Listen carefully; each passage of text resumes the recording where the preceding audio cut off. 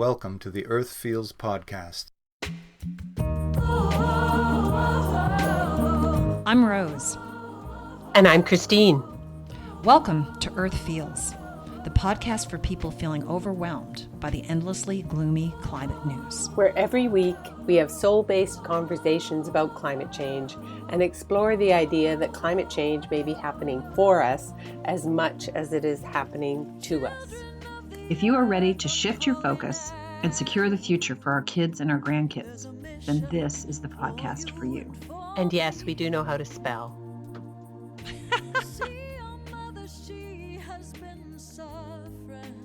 The question for today is, are you feeling climate grief? And Christine, why don't you talk a little bit about what's going on in the Amazon rainforest right now? Yeah, so you and I were chatting a little bit earlier about the headlines that we've seen about basically the Amazon's on fire. I'm just looking at the headline here. The Amazon fire and the smoke can be seen from space. It's been burning for weeks and increasing deforestation. So when we think about grief, that headline can bring up a lot of sadness for those of us who feel intensely what's going on with the earth. Now, there are people who haven't tuned in yet to the enormity of what's going on, and those aren't the people that would be really disturbed by that headline. But a lot of us have been feeling grief about the future for a long time, and this kind of headline, when it comes up, it's easy to just shove that sadness down again into that. It's kind of a pool of sadness until you start processing these kinds of deep emotions. It's just easier to shove it down and not deal with it. So I don't know what your experience of it is, Rose, if you want to speak to that a bit. Well, this will be a little bit out there for some of our listeners, but I, in recent years, have come to know that I am an empath. And for people who don't know what that is, it's just someone who feels things very intensely, but maybe picks up on energy that is not my own. It's not my own sadness, but it's the collective sadness. Or you can liken it to going into a room, and every room that you go into has a certain energy with the people that are in there. Sometimes you'll feel really uplifted by just walking in the room. And other times you'll leave after being with people for a few hours and you feel that heaviness. So that's picking up on other people's emotions. And if you extrapolate that, for me, I've been feeling climate grief for a while now. It's just an intense sadness about what's going on in our world. And I have to do the check-in of, is this my sadness? And the message basically comes back to me that, no, it's information. It's what's going on. And I don't know if it's other people picking up on the sadness, I'm feeling their sadness, or if I'm actually feeling Mother Earth's sadness for the fact that she's dying. We're hurting her. The fires are changing her landscape. It's changing our air. So the interesting thing is that Americans, I believe, are becoming familiar with how climate change affects their physical health, right? Asthma, allergies, maybe stress from heat. There's foodborne illnesses, waterborne illnesses, and we're beginning to recognize that all of those things are related to climate. But we are just now beginning to feel the effects, or I think we're just now beginning to feel the effects on our mental health. And the uncertainty of our future for us, for our children, for our grandchildren, creates a stress of its own, and that can lead to depression and anxiety. And it's a strain on community relationships, on individual relationships, and perhaps makes people more aggressive. I don't know. Really interesting that you're talking about all of those effects, because I have in my hand something that was produced in February of 2012. So let's see. It was put out by the National Wildlife Federation Climate Education Program, and it came out of a national forum and research project. And it looks like Dr. Lisa Van Susteren, who's a forensic psychiatrist, co-wrote it with Kevin Coyle. So it's the psychological effects of global warming in the United States. And the subheading is why the U.S. mental health care system is not adequately prepared. So this is an executive summary.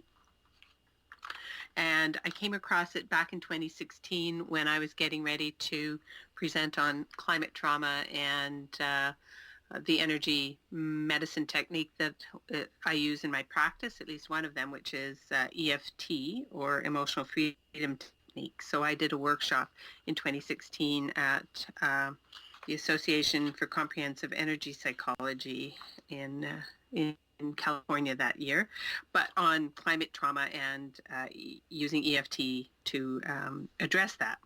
And so I came across this summary, really well done. We can put a link in on our page. And I actually spoke with Dr. Van Susteren in the lead up to my presentation, and she's been trained also by Al Gore. She's a climate reality presenter, and Nice. she's been working on this. Yeah, she's been working on this for years, and she is persistent. I don't know. I posted it on my Facebook page, my personal one, but maybe we can repost it on the Earth Feels. Recently, there was a video with her and Jack Black talking about this very thing, climate grief. And it's poignant and funny, and it addresses exactly this. He's on a lawn chair. They're outside talking about why he's feeling sad these days. So this report, though, says climate change will become top of mind in the future. Some Americans already are or will soon experience anxiety about global warming and its effects on us, our loved ones, our ecosystems, and our lifestyle. This anxiety will increase as reports of the seriousness of our condition become more clear and more stark. Despite alarming evidence that environmental conditions are worsening, a majority of Americans do not feel much conscious unease about global warming. And it goes on. But bear in mind, this is 7 years ago. So that's in interesting 2012. because in doing research for today's podcast, I was reading some other Yale studies, which Yale has a great department. We'll have to put a link into that. That's doing a lot of interesting work around what's going on for climate, and they do a lot of surveys. And according to a survey that was done this year, the anxiety level in the U.S. is rising over climate. 62% of people surveyed said they were at least somewhat worried about the climate, and that's up from 49% in 2010. And the rate of those who described themselves as very worried is now 21%, which doesn't seem like that much, but that's double the rate of a similar study in 2015. So in 4 years, the people that are very concerned have doubled. And the scariest part to me was, or the most, I don't even know what the word is. Only 6% said humans can or will reduce global warming. So there's the nut, right? There's the stressor, the anxiety, the depression causing is only 6% of Americans believe that humans can and will, because we need the political will to make a change. So, Wow.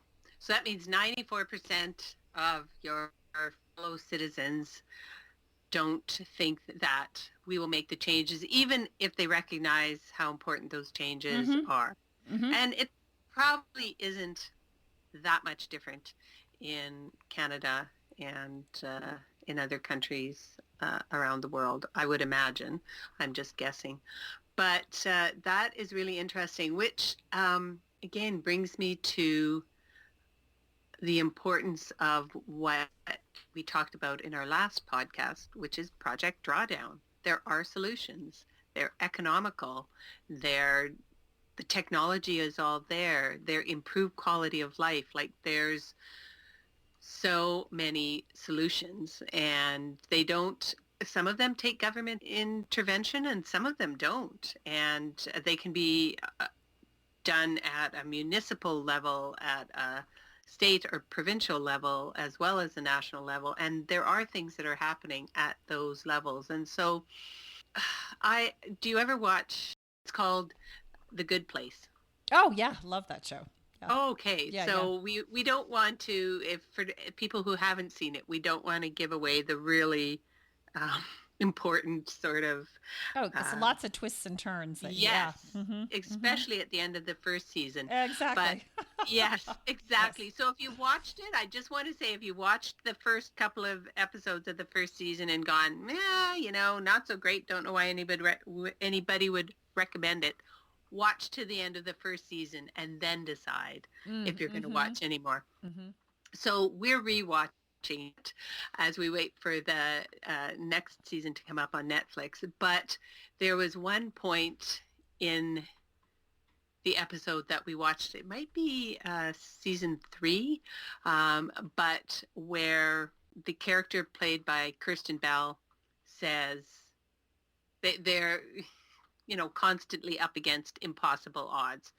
And she says, okay, we know that we're doomed. We're not going to get into the good place. That's all I'm going to say about that. We're not going to get into the good place. And she says, but we have other people that we love on Earth, and we care about them, and maybe we can help them get into the good place, even if we can't. The idea, and it really resonated with me. Okay, so maybe we're doomed, just like the Hobbit walking up Mount Doom in the Lord of the Rings, that impossible mission that he was entrusted with. It feels really, really hard. But are we really going to just throw up our arms and say, it's too hard? Wow. So yes, it's hard. Yes, we all have a lot on our plate, but come on, that's the hero's journey. This is it. And so I just appreciated, because if you watch The Good Place, which Rose and I do, you'll know that Eleanor Shellstrop, Kirsten Bell's character, not exactly heroine material, No, but she not. always comes through. In fact, she describes herself as Arizona trash. So I'm not putting words in her mouth. That's what she uses to describe herself. So she's not heroine material. Just like you look at the hobbits, they don't, they're short with hairy toes, who like their second breakfasts and their creature comforts, and yet they're the ones that are entrusted with saving their world. Well, if you believe that that we all are here for a purpose, then we're here to save humanity. And you see some amazing things happen. Bit of good news, right? Greta Thunberg sailing from Europe to the United States for the UN summit taking place in New York City from the 23rd to the 27th, and calling for a global climate strike on September 20th, and then again on September 27th. I mean, she's a 16-year-old girl. She's come now. She's walking this earth for us. The 16-year-old, I think he was also 16 years old, young man from Ireland that just won some I don't know, 50,000 pounds for his invention on how to take microplastics out of water, out of the ocean. There's some amazing, amazing things that are happening. And I know that you and I both feel, Christine, that humans are pretty ingenious when their backs are up against the wall. So here we are, but the first step is admitting our predicament. And I think we are, with all the news that's come out, even in just the last couple of weeks, about the fires, about what's going on in the Amazon, about what's happening to the ice sheets in Alaska, what's happening to Iceland. And I'm not talking about Donald Trump trying to buy it. I'm sorry, Greenland. Greenland, yeah. Greenland, yes. So everything that's happening in the news right now with Greenland and the ice sheets and with the tundra burning, every day there's more and more newsworthy stories that are coming out. Maybe the mainstream media is finally getting the message that they need to put this on the front page and not bury it on page, at the end of the living section on page 26 or whatever. But as more and more people become interested or become aware of what's happening, it's up to us to step into our put our thinking caps on and make a difference. Yes. And so do we have an action step? Well, there's a network that I came across while I was doing research for this, and it's called the Good Grief Network, goodgriefnetwork.org, and they are all about climate grief. And on their website, they have 10 steps to personal resilience and empowerment in a chaotic climate. So you can go to their website, click on the 10 steps, and you can either start a group in your own city if you want to. They're out of Bristol, England. I think that was where they first started. But they talk about, the things that we need to do. Number one being accept the severity of our predicament. And then step two, acknowledge that I am part of the problem as well as I am part of the solution. And go through those things so that we're really recognizing the severity of it. And yet of course we feel sad. Of course we feel sad about what's happening. We're grieving a loss. It's a huge loss. Even if we're lucky enough and forward thinking enough to find solutions, it means that we're going to have to give up a way of life that we have known. And that may be just giving up the fact that you eat avocados any time of the year, because now you can't have avocados all times of the year because we just can't afford to have them transported from Mexico 12 months a year. I mean, you're giving up a way of life that we've known. Doesn't mean that there's not something better ahead of it, but it's hard to let go. And I guess I think that what's going to happen, because we are not going to voluntarily en masse agree to give up avocados or warm vacations or, flights in general. I think that we're coming towards a tipping point, obviously in more ways than one, where we are going to be in a crisis, where I don't know what it's going to be. My husband and I were in university together, and we used to have a prof who would talk about, this was in the religious studies department, he would tie everything to the global war system and talk about if we're going to have peace or back away from nuclear weapons, and don't take this as an insult, because what he used to say is we need to have a nuclear bomb land in Iowa, basically in the American heartland, so that there's a connection made to the severity of what nuclear weapons can do. The good news is we didn't need a bomb in Iowa. He was acknowledging the severity of the problem, but in fact didn't recognize that humans can be as ingenious as we were there in 1989. Who could have predicted a Gorbachev, coming onto the scene and changing things so dramatically? So we have had a nuclear bomb go off for climate change in the middle of the heartland.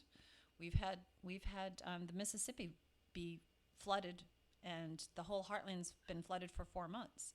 So you're right Yes. in that it takes a certain number of people being affected Yes. by things, by climate catastrophe, climate crisis, before we get it, because there's a certain amount of cognitive dissonance that we just don't Yes. even want to go there. And as we had been talking before, in the more developed world, we haven't really felt that. But I think in countries like Brazil, in countries, certainly some of the European countries, and in some of the lesser developed countries, they've been feeling it for a while now. Don't forget, Brazil's government is declaring open season in the Amazon. Have they been feeling it? I mean, certainly the island states that are being covered by water are desperate. The ones especially around Australia, which for some reason is a real outlier, even worse possibly than the US and Canada on climate change. And they're doing everything they can for coal. The government is. And so the island nations surrounding them are understandandly upset about it. So that's a conversation that's sort of ramping up in urgency, and it's the schism is appearing. Certainly people who have done less to cause it have been feeling the impacts for longer. But like we've talked about, I was going to talk about Hurricane Katrina, because that was another kind of reminder of what Mother Nature can do, in the force of Mother Nature. But that was a real wake-up call. One of the many. Also, when the subways in New York flooded during Hurricane Irene. Right. So Hurricane Katrina, I just looked it up, 2005. Yeah. 2005. Yeah, I remember that was one of the things from Al Gore's training, when he was talking about, people had said, well, New York will be underwater. And they were like, that's total bull. And he said, until there was Sandy. Irene was first, and then Sandy. Irene was in 2011, Sandy in 2012. But when Sandy came and the subways were flooded right up to the top stair, I had walked down those stairs like the summer before. I had taken my kids to New York City to do some, to see the Yankees play, the dreaded Yankees, at Yankee Stadium. And we spent a few days in the city, and we had gotten out of that subway. And nothing hits home like when you have experienced it and you see it change, when it becomes your personal experience. I'm sure people in Miami feel the same way.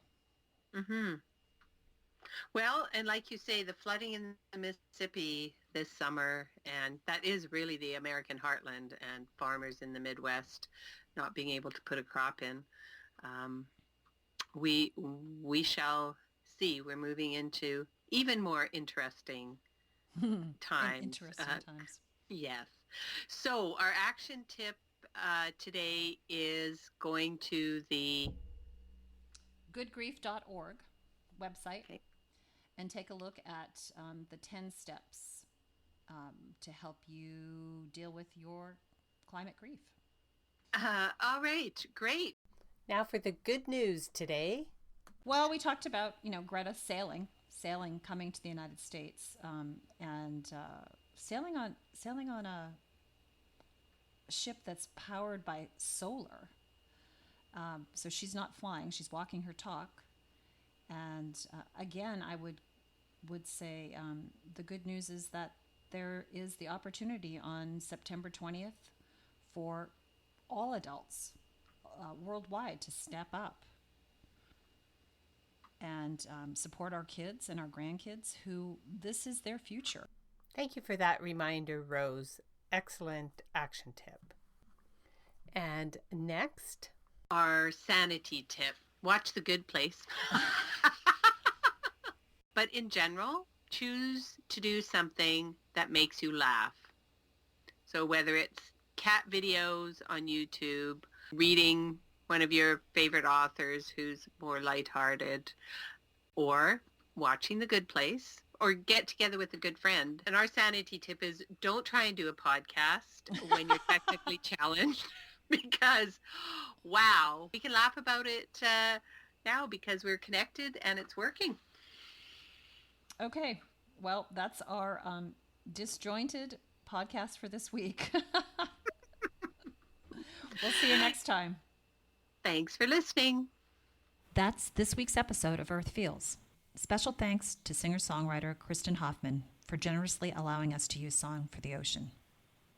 Thanks for listening. don't forget, subscribe to our podcast on iTunes or Google Play so you don't miss an episode. Catch you next time.